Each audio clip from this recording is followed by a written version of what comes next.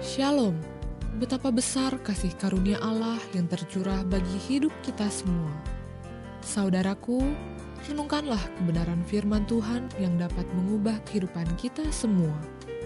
Yang pertama, kita seharusnya sabar dengan orang percaya yang mengalami penderitaan hebat yang membuat mereka ragu dan bingung. Hanya karena seseorang seperti Ayub yang berhikmat, tidak berarti bahwa dia tidak akan mempertanyakan Tuhan ketika penderitaan terjadi. Lihat ayat 3. Ini bukan selalu pertanda orang munafik, namun ini adalah kelemahan kemanusiaan kita. Apakah Elifas merespon keluh kesah Ayub dengan baik? Yang kedua, pertanyaan terpenting di dunia ini yang berdasarkan pertimbangan manusia adalah bagaimana manusia benar di hadapan Tuhan?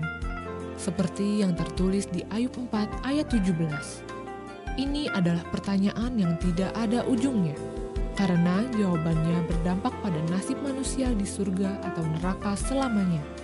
Kitab Ayub serta seluruh Alkitab adalah jawaban dari pertanyaan tentang posisi manusia di hadapan Tuhan.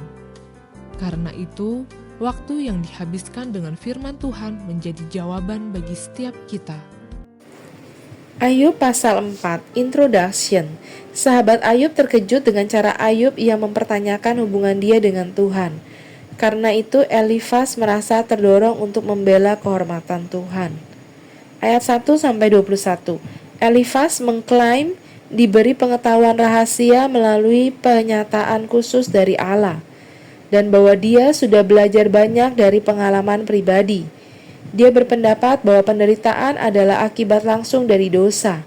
Jadi kalau saja Ayub mau mengakui dosanya, maka penderitaannya akan berakhir. Elifas melihat penderitaan sebagai hukuman Allah yang seharusnya disambut baik untuk membawa seseorang kembali kepada Allah. Dalam beberapa kasus, tentu hal ini mungkin benar, tetapi hal ini tidak berlaku bagi Ayub. Meskipun Elifas memiliki banyak komentar yang baik dan benar, dia membuat 3 anggapan yang salah. Pertama, bahwa orang yang baik dan tidak berdosa tidak akan pernah menderita. Kedua, bahwa orang-orang yang menderita sebetulnya sedang dihukum karena dosa-dosa masa lalu mereka. Dan ketiga, bahwa Ayub, karena dia sedang menderita, dia telah melakukan sesuatu yang salah di mata Allah. Untuk informasi lebih lanjut tentang Elifas, lihat profilnya pada Ayub pasal 8 dan bagian pada Ayub pasal 28. Teman adalah sebuah kota perdagangan di Edom, terkenal sebagai tempat kebijaksanaan. Lihat Yeremia pasal 49 ayat 7. Ayat 7-8. Sebagian dari yang Elifas katakan adalah benar dan sebagian salah. Adalah benar bahwa barang siapa menambah dosa dan menimbulkan masalah, pada akhirnya akan dihukum. Adalah salah bahwa orang yang baik dan tidak berdosa tidak akan pernah menderita. Seluruh materi yang dicatat dan dikutip dalam Alkitab ada di sini karena pilihan Allah. Sebagian merupakan catatan tentang apa yang orang-orang katakan dan lakukan, tetapi bukanlah contoh untuk diikuti. Dosa, kekalahan, pikiran jahat, dan konsep yang salah mengenai Allah, semuanya dicatat dalam firman yang diilhamkan secara ilahi oleh Allah. Tetapi kita tidak boleh mengikuti contoh-contoh yang salah itu hanya karena hal-hal tersebut terdapat dalam Alkitab. Alkitab memberi kita pengajaran dan contoh tentang apa yang harus kita lakukan dan juga apa yang tidak boleh kita lakukan. Pernyataan Elifas merupakan contoh dari apa yang seharusnya kita berusaha hindari, yakni membuat asumsi-asumsi yang salah mengenai orang lain berdasarkan pengalaman kita sendiri. Ayat 12-13. Meskipun Elifas menyatakan bahwa visinya diilhamkan secara ilahi, diragukan apakah itu berasal dari Allah karena belakangan Allah mengecam Elifas sebab salah menggambarkan dirinya.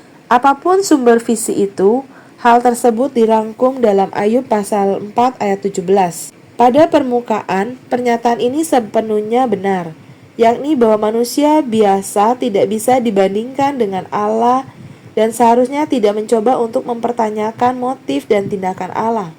Akan tetapi, Elifas mengambil pikiran ini dan kemudian menguraikannya secara rinci untuk menyatakan pendapatnya sendiri. Kesimpulan Elifas menunjukkan pemahaman yang sangat dangkal mengenai Ayub dan penderitaannya.